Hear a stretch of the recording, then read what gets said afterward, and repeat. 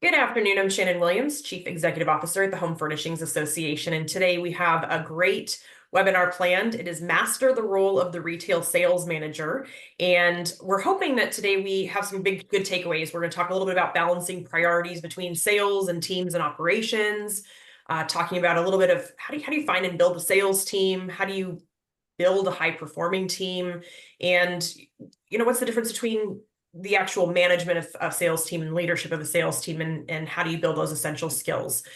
For those of you that are watching, just a reminder that the webinar is recorded and available on demand at myhfa.org/webinar. And if you have any questions at all, please use the button right down here at the bottom, the little Q&A, and we'll get to as many of the questions as time allows. We have an incredible panel of experts, so please bring your questions in and we will feed them to our experts for some great thoughts. And before we get started, I just want to thank Synchrony, who is our education thought leadership sponsor and who is so proud that I nailed that line for the very first time.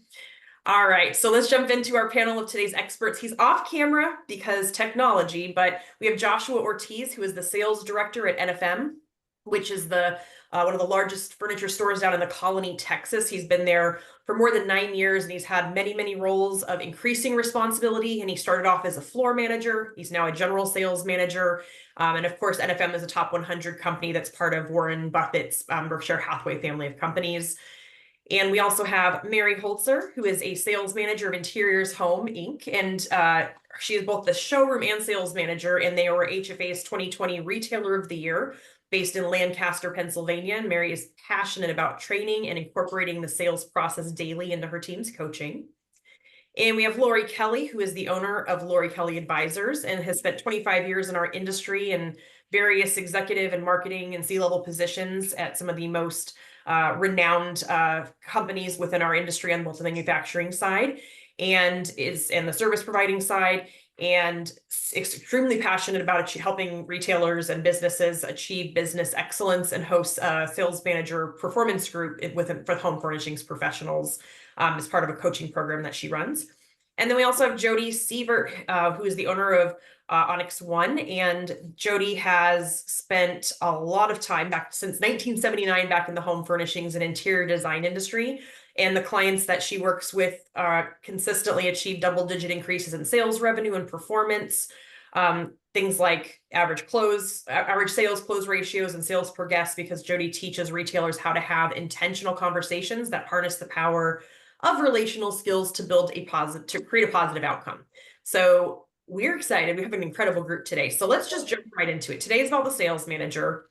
And if we could just start off, I'm going to throw this to you, Lorri. Can you start by actually just clarifying what is the role of the sales manager? Yeah, that is an excellent question, Shannon. And I think, unfortunately, it differs between companies, right? There's different expectations of sales managers depending upon the type and size of company that they work for. But I will tell you, it's an integral part of any home furnishings retail organization, because that person's kind of the hub, right? From management expectations to motivating the sales team, and then taking all the information that they get from the buyers and the marketing team and logistics and delivery. And they have to be the person that takes all of that combined information and packages it in such a way to deliver to the salespeople just when they need it, right at the right time, in the right format, in the right fashion, so that they can do something productive with that and in turn write business. So, as you mentioned, I coach. I'm honored to be able to run a performance group with some awesome sales managers. And we're constantly talking about how they can take that barrage of information and use it the most productively to the team. And so it's a difficult job. And I think there's been some challenging decisions perhaps in the past for leadership or ownership of a company to perhaps take the best salesperson off the floor or one of the top salespeople off the floor and put them in a sales management role, and then see how they do. And I can tell you from firsthand experience that I've tried that on several occasions, and it has succeeded very few of them. Because just because you know how to sell does not mean you know how to lead the process and motivate in the process too. So I think you know, they are, it's a really super important job because they've got to make everything happen and discern the information and disseminate it in such a way that the team can do something with it and create sales and profits for the company. That's great. Mary, I see you shaking your head. I'm guessing you're in agreement. Can you tell me more about like what you view and see as the responsibility of that sales manager? Oh my goodness, jack of all trades, master of none, right? No, Exactly.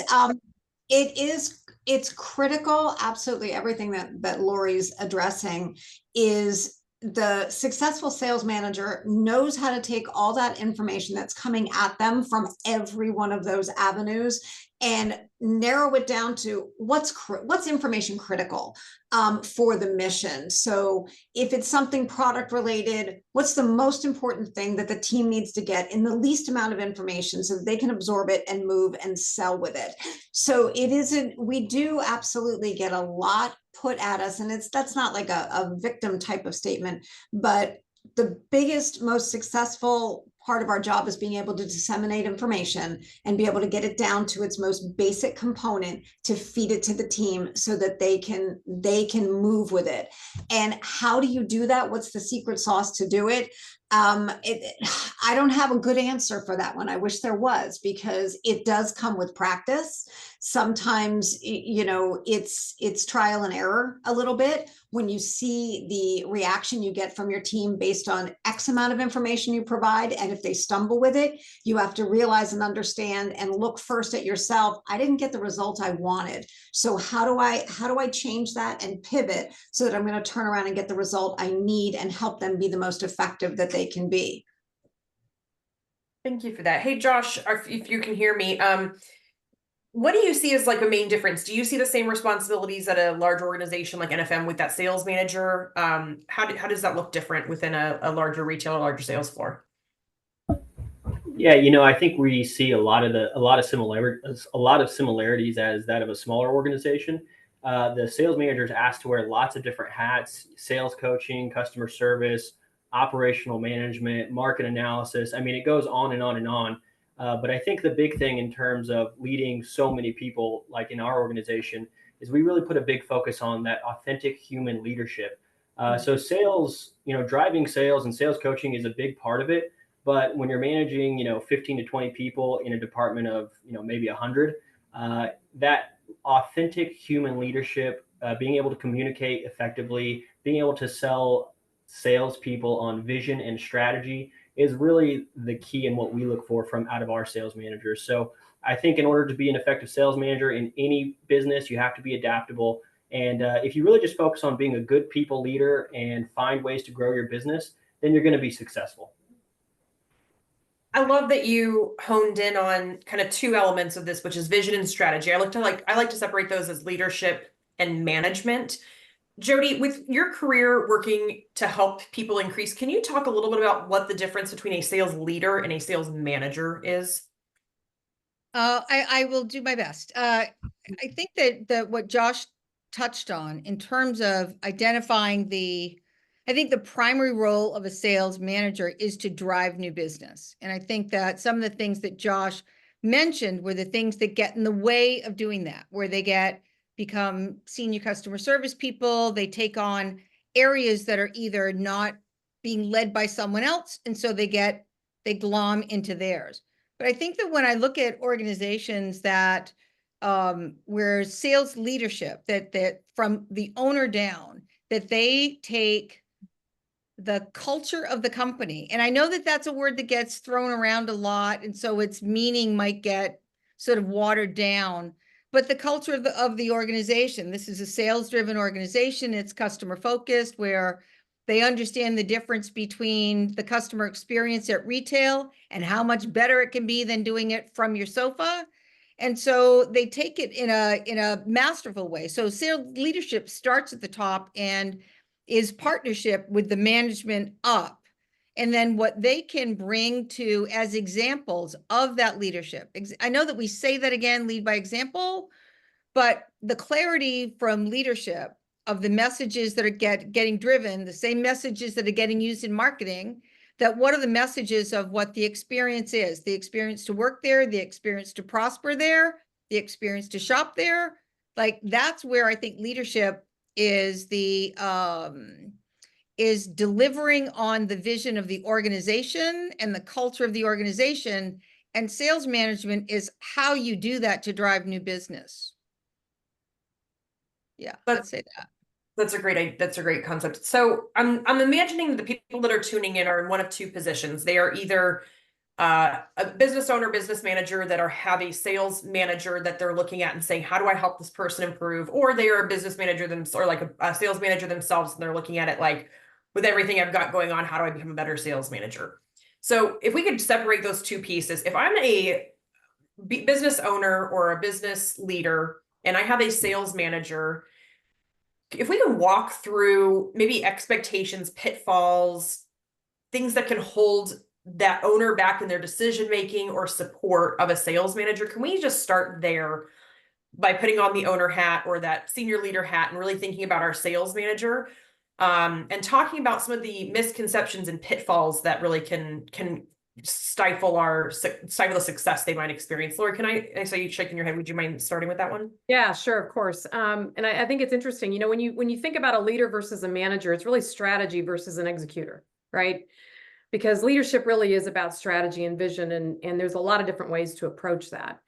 So as a leader of a company or, you know, of a retail store, retail organization, your sales leader is, like, as I said, they're a really key component.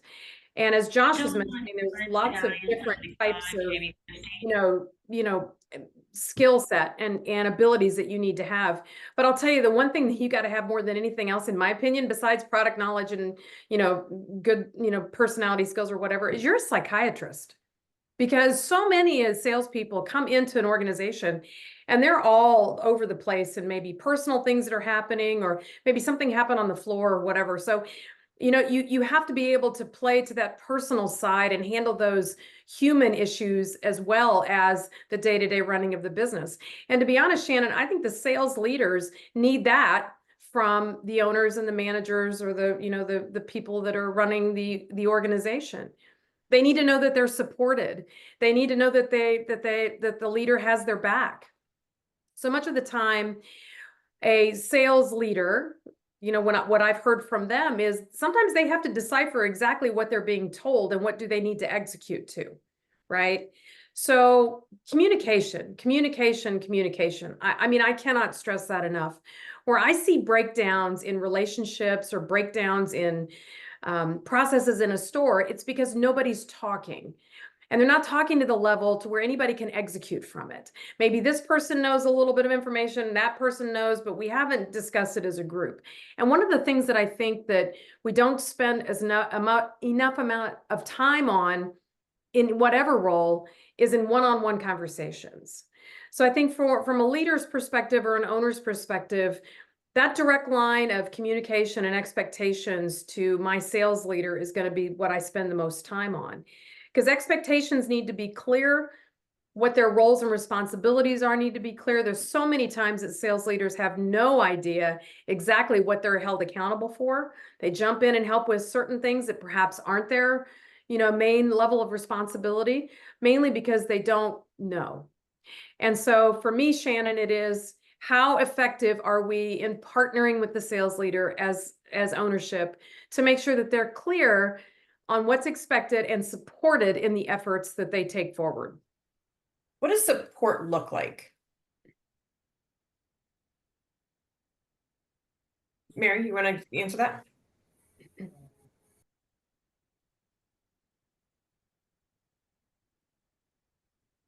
Mute here. Perfect. I think that, you know, because the sales manager is the boots on the ground in the actual execution of what the leadership's vision is, support is, and you know, Lorri touched on that one-on-one conversation, which is vital. It's that the leader coming in and understanding and getting the feedback from the sales manager as to, this is what our group is like now. This is how our group is functioning. Because as Lorri mentioned, we're the psychiatrist, right? And so we are looking at this team as a whole and all the different things that each person brings to the table, because you don't want a cookie cutter team. You want a team comprised of individuals, but those individuals have different strengths, different challenges. And it's easy sometimes for leadership to come in and go, well, you're not executing this dollar amount for me. But in order to get to that dollar amount, you've got to get all those players that have all different types of key motivating factors moving in the same direction. And that's a delicate balance. And sometimes it doesn't happen as quickly as it needs to happen. So, or it doesn't happen as quickly as anybody expects it to happen, because you've got to work on different aspects, different behaviors that need to be changed and motivated through change. So it's very important to have that, for leadership to have that understanding that there's these different things at play. There's going to have to be timelines of execution and support for what it's going to take to make the movement. And if it's okay to move the needle, you know, a little bit this month, a little bit further that month, and a little bit further that month, that we're all on the same page, but we've got to allow the sales manager the ability to execute in the empathetic way that you need to execute to grow your team to move in the same direction. Does that kind of make sense? Absolutely. For those of you watching, if you are a business leader and owner and you have underneath you a sales manager, can you throw in the chat what your biggest challenges and issues are, just so we can talk through that?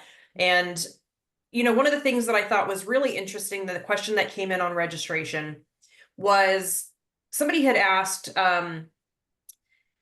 they asked a question about how do you support a sales leader in generating leads and increasing sales? And something that I find really interesting is this concept of inbound versus outbound sales, and the role of really looking at our sales as marketing versus sales manager. And I know that we're wearing lots and lots of hats, but can we talk a little bit about the sales manager's role and the difference in a brick and mortar or online furniture store, and the difference in process between inbound and outbound sales, and the expectations that are placed on a sales manager? Is that question clear? Jody, do you have some thoughts on that? Sure. Well, I think that a couple of things since we're now down to 1.8 stores that customers visit, and we, in Furniture Today a month ago, that an article that Surya had posted was that 27% of the people who were interviewed would rather shop in a furniture store than shop online.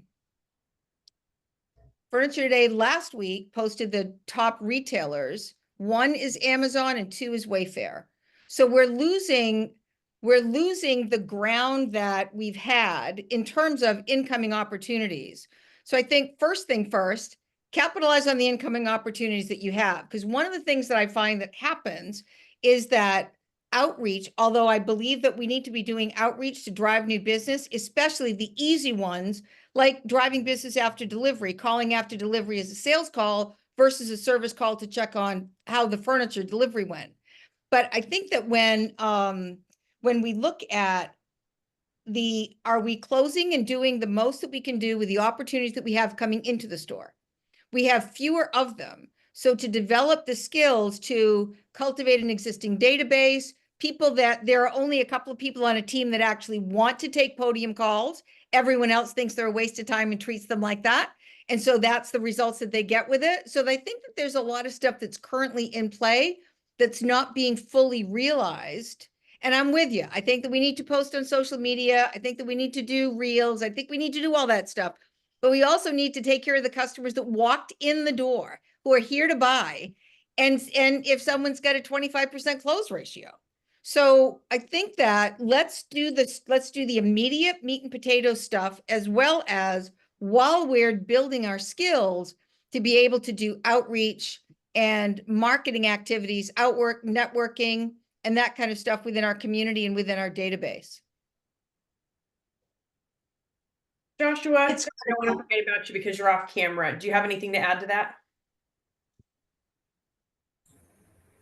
Yeah, I agree with Jody. You know, one of the things that was kind of talked about in some of the questions that you had sent earlier was also about relational selling, and I think that's critically important, both in servicing the customer that's in the store, and also going out and finding new customers. We at Nebraska Furniture Mart have several methods for seeking out new clientele. So we have a mobile flooring van. We have obviously builder appliances and electronics and other things like that. And so we really challenge our salespeople to focus on that relational style selling. Now, the consumer today is more educated than ever before. So when it comes to a buying decision, they may not rely on that relationship to make a decision on buying, but they absolutely rely on that relationship in order to generate customer loyalty and to keep them coming back into the store. So I think relational selling of old is a little bit more, might be a little outdated, but some of the same basic principles apply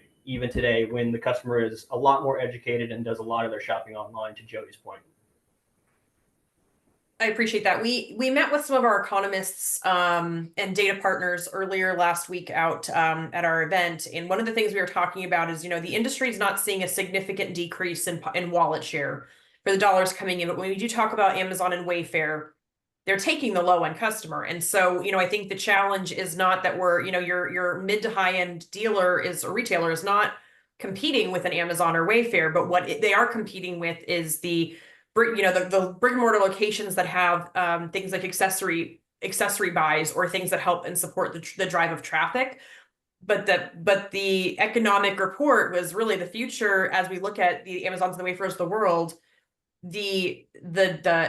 Those are the ones that are taking the smaller ticket items, and so yes, there's going to be less traffic, and yes, they are going to take that that RTA purchase, that accessory purchase, that smaller purchase. That is what's happening. That's not happening on that high end quite to that same degree, though.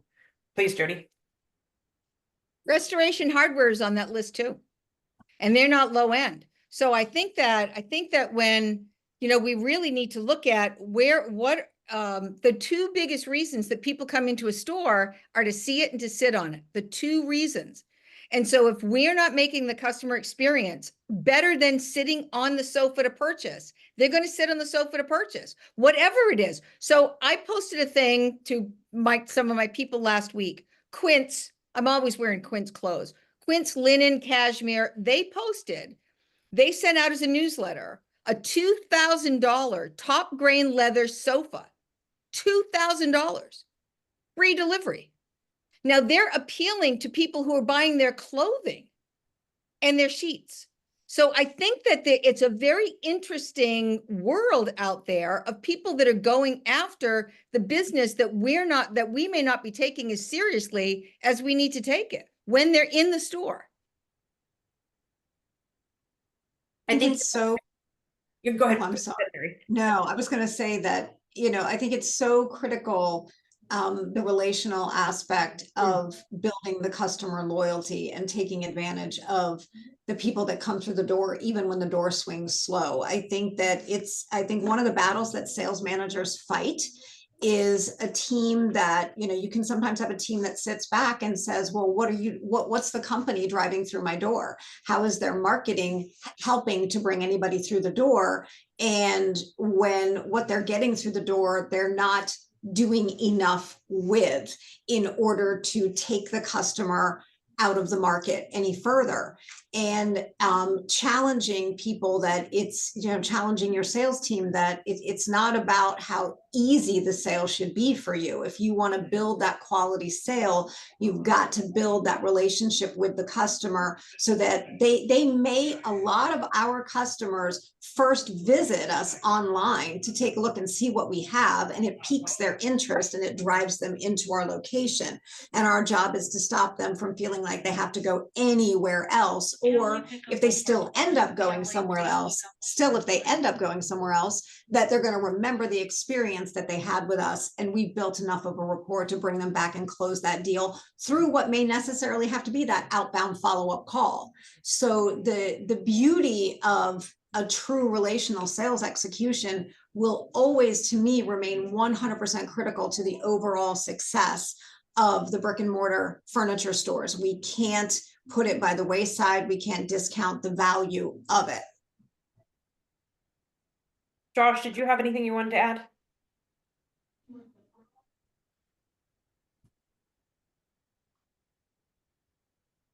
I'm not sure we still have you. So some of the questions that came in, we were asking about the challenges, was really coming down to the sales team and the salespeople. Two major points came across. One is the challenge that comes with hiring, training, and I think some of the expectation that comes with, there's a really good pond of really amazing salespeople. I just can't tap into it. And then I think the other part of this is what happens. This is more of the right seat, right? I have the right person that knows how to build and do the job. And then there's the other part, which is the right person that may or may not be the right fit for company culture. So if we can start with maybe that right person, what do you do when you have maybe a salesperson or a sales manager that has just not a great attitude? They're half full, tends to be a little bit on the pessimistic side. Maybe they meet their goals, but just in general, not necessarily responsive to coaching. What do you do with that person in a sales manager role, or even that person with in a salesperson's role?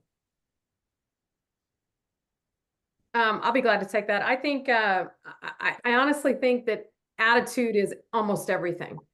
I think you innately know how to relate and build relationships with people, and you get excited about talking to them. You can be an influencer and really motivate somebody to do something perhaps that they wouldn't have thought that they would do, including buying furniture, right?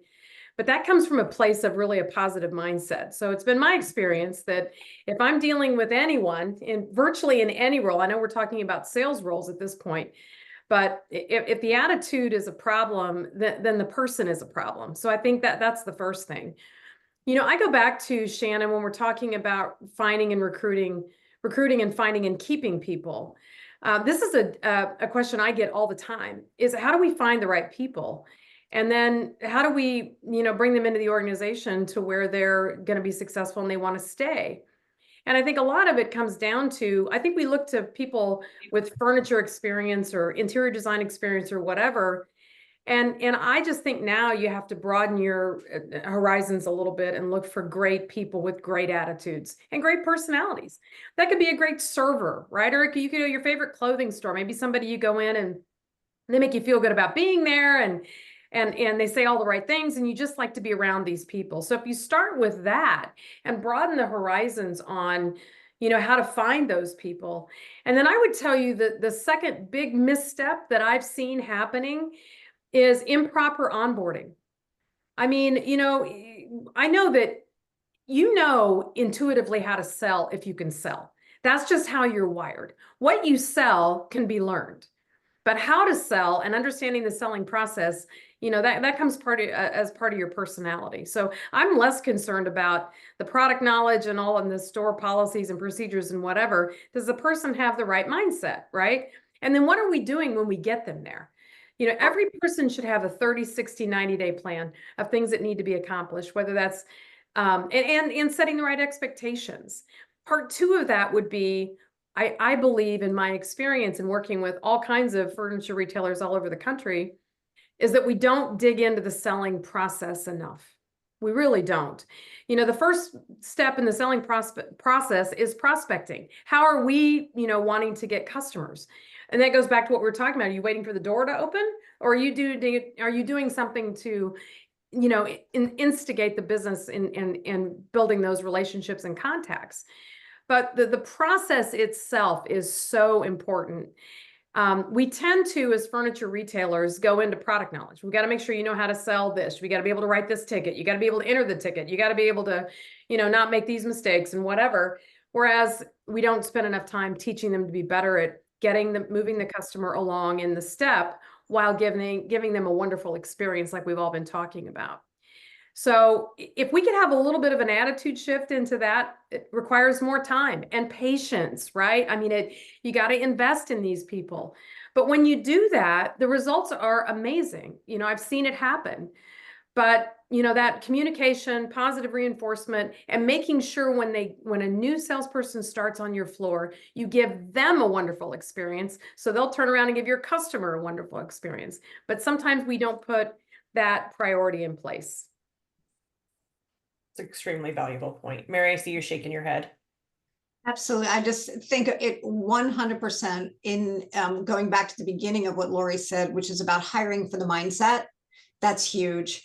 There are a lot of people that come through and interview for jobs, and if they are not exuding positivity, if they can't demonstrably share stories throughout, whether it's a school experience, like let's say they've never had a sales job before, but if they can share with you the perseverance, the positivity, and the drive that they have achieved with school or with other aspects in a different professional career, you can do something with that, and you can work and mold that person. And they have to like people, right? If they don't like people, this is absolutely the wrong job for them. And then getting them through, once you get through that, the onboarding is critical, and making it a balance. You do have to teach them product knowledge, you do have to teach them operations, but you have to give an equal amount of time to the selling process and the value of the selling process right from the get-go, which starts with how do you greet your customer, and giving them the core basics and building upon those core basics, understanding the modalities of the people, teaching them how to adapt. Successful selling is so psychological.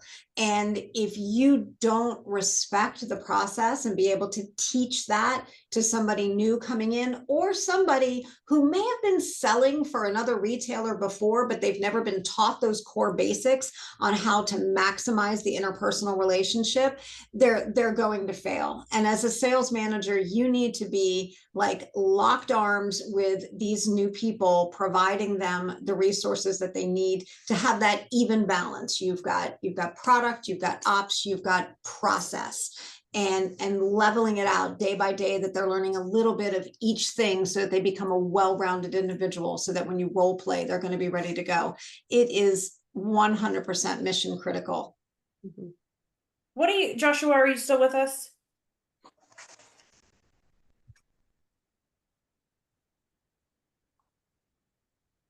All right, I don't hear you just yet. So hopefully we'll be able to get you in soon. I saw you come off mute, but I'm not hearing you. Coming back on this concept of onboarding is, I completely agree with something that you had said about that earlier, Lorri, is something that surprised me the most. So I started this industry back in 2011, and I came into the mattress side of the business. And I spent 10 weeks in a classroom setting, not selling, not doing anything more, not learning product specs, just learning the company sales process. And everyone that came through there was extremely successful. They built long-term careers, and it was a highly, highly prized and valued company. And one of the things that I was most surprised about when I hear about retailers is how much time is not spent in that onboarding and training, and how much time is actually spent on product knowledge versus sales process. So can we talk about the pitfall that is how much time and investment, when we actually say investment, I know that we want to hire salespeople and sales managers that can come in, produce, and pay for themselves. But can we talk about what investment really means and really is on the front end, and how valuable that is to a long-term career? Who are you asking? Anyone? Anyone that would like to take it. Okay, so when I look at, speaking to what both Lorri and Mary said, that that if you have an actual initial training program, and the initial training program is part of a larger ongoing training program, that it gives you the ability to hire the way that we're talking about. But absent that, it doesn't. And so, I mean, I have one, and so it's having one that is a month long. It's slotted on the calendar. You can invite people to the section on asking discovery questions if it's lacking for them, that it's an actual integral part of how you operate.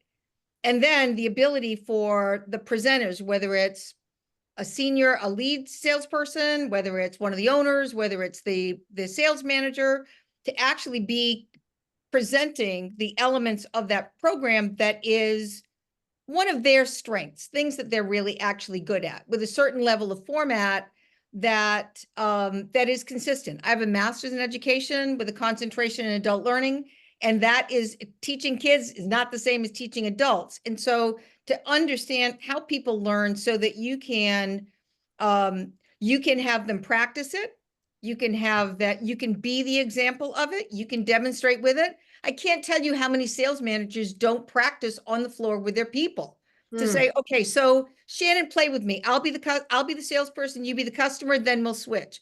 To actually be able to do that. And Mary mentioned one part, that's the one that we never do. And that is the greeting again and again and again, especially around just browsers. The two questions in the decades I've been doing this, I get from salespeople are, what do I do about just browsers? And how do I close more people without being too pushy? And so there's stuff that sales managers are afraid to let their salespeople be uncomfortable with the discomfort of learning and practicing something in front of everyone. And if they can't be with the discomfort of learning to get to the other side of expertise, they can't be with the discomfort of working with a customer. And the sales manager has to be the example of how that happens and the participant, and make it part of the culture of the organization. We do it all the time. Okay, play with me. Okay, play with me. So that it becomes part of that. So ongoing as well as initial training is critical to a well-run team. Yeah, you know, the idea of role play is so valuable. I mean, it is so amazing, but it also amazes me how many people do not want to do it. And you know who you generally doesn't like to do it? Your top producers, which makes no sense at all.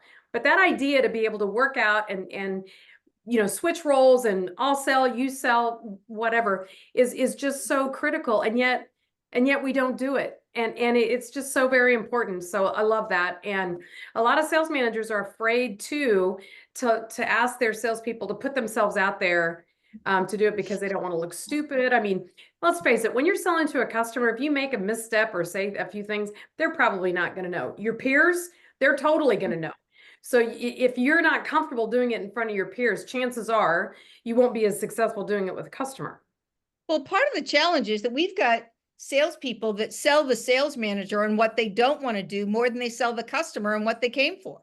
Sure. So, I mean, if only that could get turned around, you know, and that's like the up system. I don't want to do it. That's not really all that other monkey business that happens on the floor that is just, it gets allowed, that just gets in the way of a great working environment. It gets in the way of a great customer experience. It gets in the way of fun, all that stuff. It's just, and it's really, it is always going to fall on the sales manager, but tag, you're it. That's part of what comes with that role and that leadership. So I'm with you on that, Lorri. I think one of the top things that you struggle with your top writers who don't want to do role play is they've come up with their own shortcuts. And they end up getting, oh, they're writing a lot, so sales managers don't pay attention to what they're doing because they're getting that written result. And then when you start kind of putting a little bit of a spotlight on, hey, I want you to role play with the new person, I want you to role play with me a little bit. Well, the protective shield comes up a bit and it's like, oh, well, I don't do that anymore. And it's like, well, I want you to go back to doing it because you're already doing this much. And how much more could you do if you were just employing this step? You are the person we're holding up as a shining example. And I want my new people to see the process done right. We need to execute it the right way because how much business are we walking because we're not executing the right way? And it's our job as a sales manager to not be, as you said, Jody, not be afraid to, and I think Lorri said it too, you can't be afraid to make your team a little bit uncomfortable. You can't be afraid to coach in the moment. And that doesn't mean that it's happening while they're engaged with a customer, but when they're done with a guest, you've got to have the fortitude to be able to, you know, pull somebody either at the end of the day when you're kind of recapping the pluses and the minuses of the day, giving them some honest feedback on your, you know, like, yes, you're amazing and you did X, Y, and Z great. I'd like you to tweak this a little bit here. Let them know that you're watching, that you're observing, not to catch them doing something wrong, but to help them grow and be better at what they already are showing they're good at, but they're maybe not great at. But I think because a lot of people are conflict avoidant, they think conflict has to be negative, that it has to be just have a battle to it. It's there's a way to have to handle providing what may feel like critical feedback in a positive way when someone needs to understand your intention is about growth and it's about improvement. And it may fall flat the first time you say it, but if you are consistent, and you also as a sales manager have to ask everybody, you can't exclude some members from your team of doing one part of the process as another. When your team starts seeing that you are asking everybody to participate in the same way at the same level and expect the same results from them, that also helps, because if sales managers have favorites, it is the breakdown of the team right then and there. You can't do that. So you have to be sensitive to all of those elements within the process of leading a team. I think this goes back to what you were, and I completely agree with that. I think this goes back to what you were saying earlier, Jody, is when you look at the pedagogy of how any adult learner comes in, I think that as an adult, we're not constantly reinforced that it's okay to be a learner and it's okay not to be perfect and it's okay not to Right. fail. And this goes back to Lori's very initial point, which is we're all playing psychiatrist. And I think we have been, like most people come in with this like internal core wound of like, you're not enough, you're not good enough, and constantly looking for affirmation and reassurance. And when you role play, when you don't have that time to be a learner and know that it is a learning environment, truly without opportunities to deeply fail, where it's impacting your opportunity to keep a job, where it's impacting your opportunity to make your paycheck and feed your family, a low risk environment to fail. I think that that's what creates this culture based on fear, where you end up getting committed to being right and closed off and defensive and maybe not open to coaching. And, you see these salespeople that go into these sales slumps and then they'll hit one good sale and then they just take off and they're in this sales high because they're riding that high. And there's this psychological shift that happens. It's like, no, I'm good. I can do this. This is great. Right. And how many times have we seen just you're riding this sales up and down? But I think it always comes back to everything I'm hearing you guys say is it comes back to that initial training. Have you created an environment where you have built a culture where it is okay to take time in low risk fail opportunities and it is part of your company's culture? So can I add something to that? So in my sales process, I have a checklist. It's all the steps, the objective of each step, the action in each step, and it's a checklist. And the checklist is used by the sales manager to do observations every month to go with the metrics. The checklist is used by top producers to evaluate their current level of performance. It's used by plateaued performers who can't quite figure out what's not working. It's used by new people to observe senior people as they're executing it to see what they're doing and not doing. So I think that to what your point is, Shannon, about adult learners, we got to circle the wagons on stuff. Like role play is one way to get it done. Observations, one way to get it done. Like there are many ways to build the without self-awareness, you can't coach anybody. Like your self-awareness and their self-awareness. Like you're not coaching, you're doing something.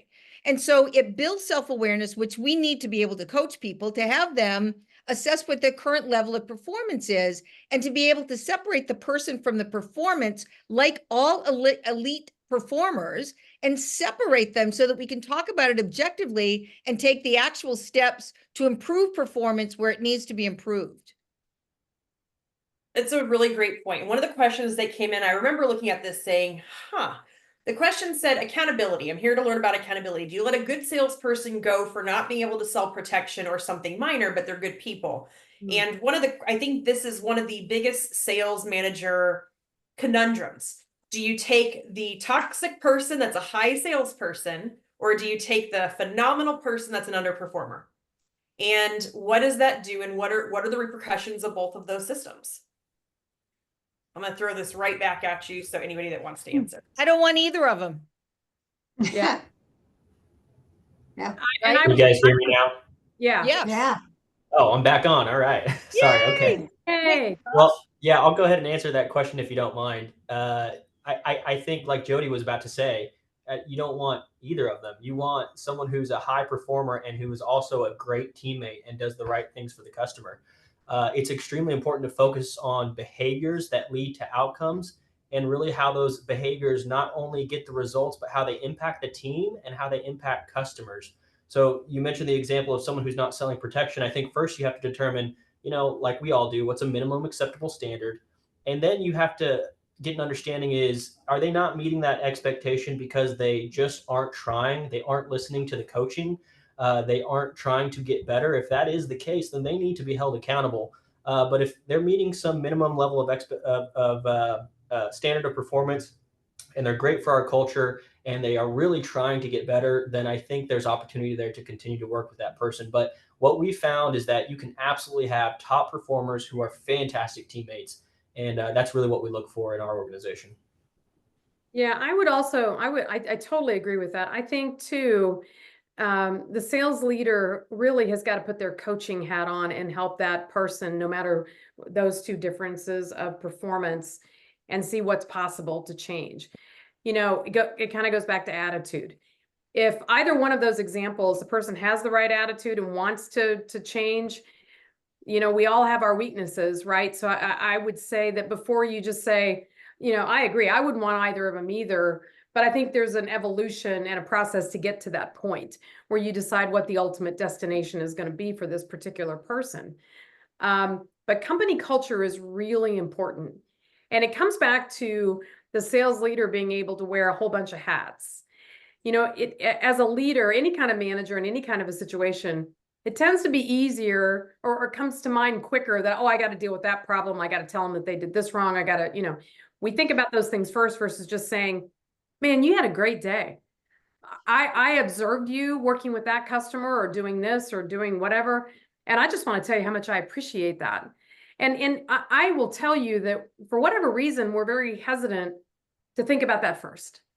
And so sometimes poor performance comes because the person doesn't necessarily feel they're valued in the position that they have. So it comes back again to the sales leader, what we're talking about today, and how effective they are in being able to coach those folks, whether they're underperforming, if it's protection, or they're not hitting their close ratio or whatever, and making sure that we're giving them all the tools and they have a place to go, a safe place to go, to be able to transparently say, man, I don't know how to do this. I'm really struggling here. And then, there's one retail store that I work with that does a wonderful job about tagging somebody in. So if a salesperson can't get somebody to agree to protection or whatever, without making the customer feel like that they're being, ganged up on, to bring in somebody that can help with that, hopefully, and get them to make that decision. But, I think it does have to go back to, have we done everything we can to make sure this person is set up for success in a sales role? And if that answer is yes, and they're still not performing or providing the level of talent and expertise that we require, then I think the decision becomes a little easier. I think that one of the interesting questions that I saw on the list also, and it ties into this, is someone asked, like, how do you control other associates? And unfortunately, that's a misconception, I think, that a lot of leaders have. And that can translate really, really poorly. And the only person that we can actually control is ourselves and our own reactions to situations. And I think we need to step back from that feeling that, I need a store full of automatons who kind of do everything that I tell them to do. And, we need to take a look at what is the underlying motivation behind why this individual is struggling, why that individual is struggling, why is that person succeeding, and how about if I pair up the struggling person with the successful person? Because sometimes it's also not about it always having to come from the manager. Sometimes coaching works a lot better when you're pairing up peers together so that they can work off of each other, and it's a little less intimidating. Yeah. So if anybody's out there feeling frustrated as a sales manager, who's like, they just don't do what I want them to do. And it's like, you have to kind of check yourself a little bit as a leader and say, you know what, it's about them. And it's about how am I empowering them to make them be the most successful they can be and make the most money that they possibly can make. And it's a lot less about me and me controlling them. So food for thought there too. Jody, did you have something you wanted to add? Likely. So one of the things we can accept that when salespeople do or do not achieve their goals, it's a result of the actions they take and what they brought to the interactions to do that. Like, our results indicate the actions we took or didn't take, right? But we're not holding sales managers accountable the same way we're holding salespeople accountable to results. The store goal is the sales manager's goal, period. And if the sales manager doesn't see 650 for September as their goal and the sales team as their vehicle for goal achievement, it's the store goal and there's no ownership of it. We don't see it in the sales manager, but we clearly see it in the salespeople. But it's the same. And so if my team is not performing, it's on me. It's on me. And so let's take the protection conversation, which is, so there are only X number of reasons people don't sell protection.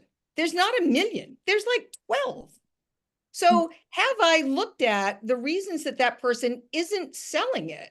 Because what managers tend to do is say, they show them how much money they're missing by not selling it. It's like, well, how is that going to help them? But that's what they would consider coaching someone on protection.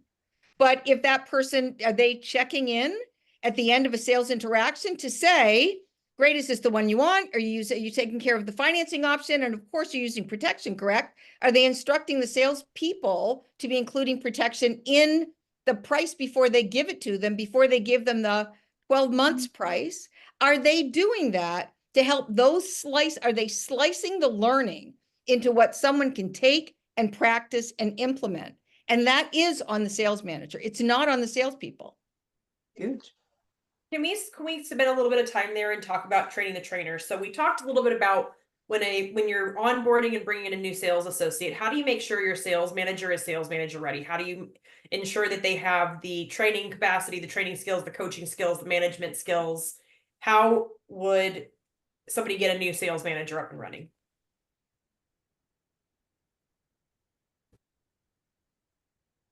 Well, I'd have it in place what they want. I wouldn't leave it up to them to create the whole program. Like, I have a sales training program, but pick somebody's. And so have one, because if you don't have a sales training program, your sales manager is going to have autobiographical selling skills. Like when I was on the floor, they're going to do that stuff, which nobody wants to hear that. Right. And so it's like, what does an owner know? Because an owner is responsible to develop the sales manager into greater leadership skills. So what are they expecting that person to execute so that they can be clear with them? What do they expect from them? And they can work together to create some of this stuff. But I want to see someone with a track record. I want to see a sales manager that performed in the top quartile of their team everywhere. Like, they know how to sell. They understand the sales process and the buying process, so that they can actually teach someone how to do it. Somebody that loves to sell and wants to develop other people. But they've got to have a system, just like we need a selling, just like Lorri said, we need a selling system on the floor for salespeople. We need a selling system for sales managers. And if you have that in place when someone comes, awesome. I expect Josh would have that in place. Larger people tend to do that. But if you don't, you need to create one with somebody, but you got to have a system, or else, you know, we may fail to attain our goals, but we fall to the systems that don't exist. Yeah. And I would say to that, exactly, 100%, Jody. I would also say to that, making sure, back to what I said when we first started, just because if you're trying to put somebody in a sales leadership or sales management role, that they're a great salesperson, there is very little guarantee that they'll be able to teach it, right? It just, I'm telling you, it is the truth. I've seen it happen too many times. So we got to make sure that we have somebody who is passionate about leading others and helping others be better, and they can communicate it effectively. It doesn't just come natural to them, but they can also articulate it. And I don't think it ever comes to an end. I think one of the challenges that we have in terms of store ownership is continuing to invest in our sales leaders, professional development, helping them with perhaps communication skills. We all have something that we could work to be better at. What are we doing to invest in the sales managers to keep them motivated and sharp and passionate about what they do? Because they're going to in turn, disseminate that to their team. And if they're not being fed, or they don't feel like they're being heard or supported or communicated with, they're not going to be as effective as they could be. So making sure that we continually invest in their learning and growth and professional development, I think, is so important and is missed a lot of the time. Yeah, I think that's a really great point, Lorri. Oftentimes, I think owners and executives do exactly with sales managers what poor sales managers do with salespeople, which is go get more results. Why aren't you selling protection? Why aren't you doing this?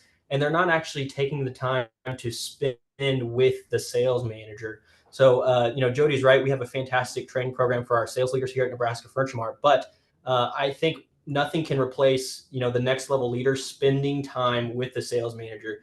Be with them in their one-on-ones, sit in with them as they analyze performance, talk through their coaching strategies. The same way good sales manager would do that for a salesperson, we have to give the sales manager the A, B, C, D, E, F, G of being an effective sales leader. That's great. Thanks so much, Josh. So if we could just go around, we've got a few minutes left. If we can go around the room, what is one takeaway with anybody that's listening that either they've heard or maybe they didn't hear today? If their goal is either to become a master sales manager or to have a master sales manager on their team, what is the one thing they need to hear? Lorri, can I shoot this to you first? Absolutely. I'll tell you, it comes back to communication and clear expectations. I think so much of the time, so many people are thrown into these roles and they really don't ultimately know what's expected. We think they do, but they don't necessarily know. And so much of the time they're charged with executing a strategy or trying to make performance happen, make sales happen, and they're not a part of what else is going on around the horn, whether it's through marketing and promotions or product or whatever. Make sure that person through communication is brought in to the greater part of managing a store, because if they can't articulate the strategy, the drive, the vision of the company to the salespeople, I can tell you that the results won't be as we want them to be. So clear expectations and a proper communications channel, I think, is vital.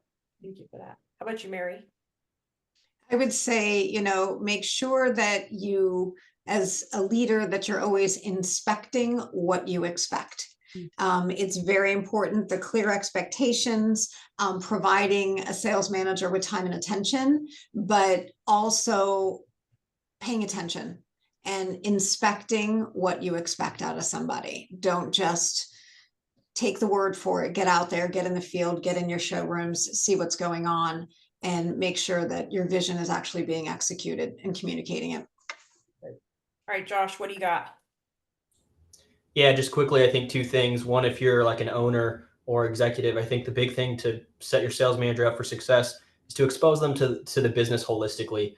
I think oftentimes we just say, hey, your job is to go get more sales. But if they understand what's happening at a higher level, they're going to be much more equipped to be an effective sales manager and sales leader.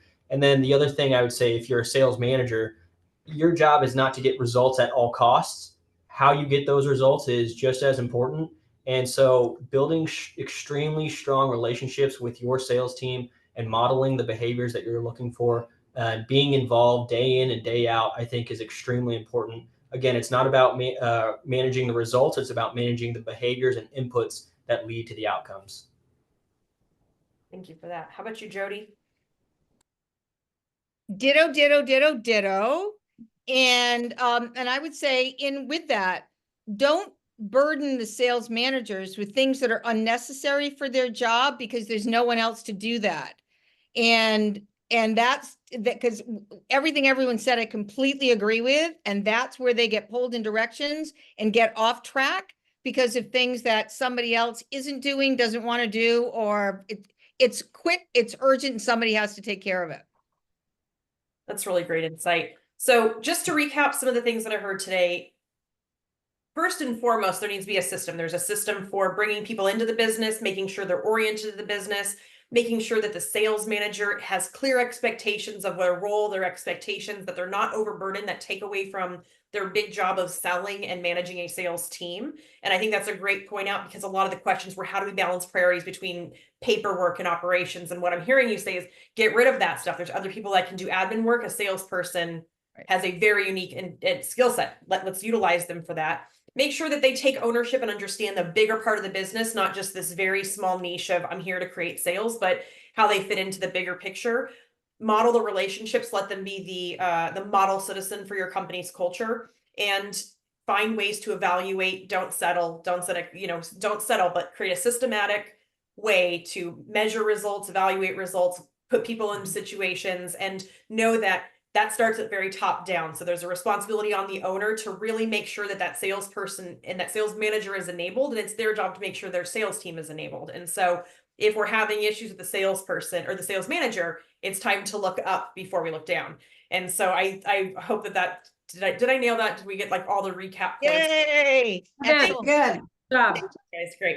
Well, I want to thank everybody. This was a really great session. I could probably talk to you guys for a few more hours because we got only to half the things on this list. So Caprice, if you're watching, we're gonna need another like 4 hours on sales management. If you have any questions that didn't get answered today, please don't hesitate to reach out. We'll be happy to connect with you, any of our experts.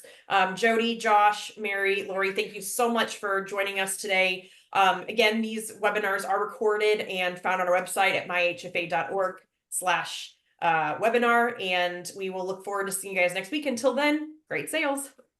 Thanks. Thank you. Thank you, everyone.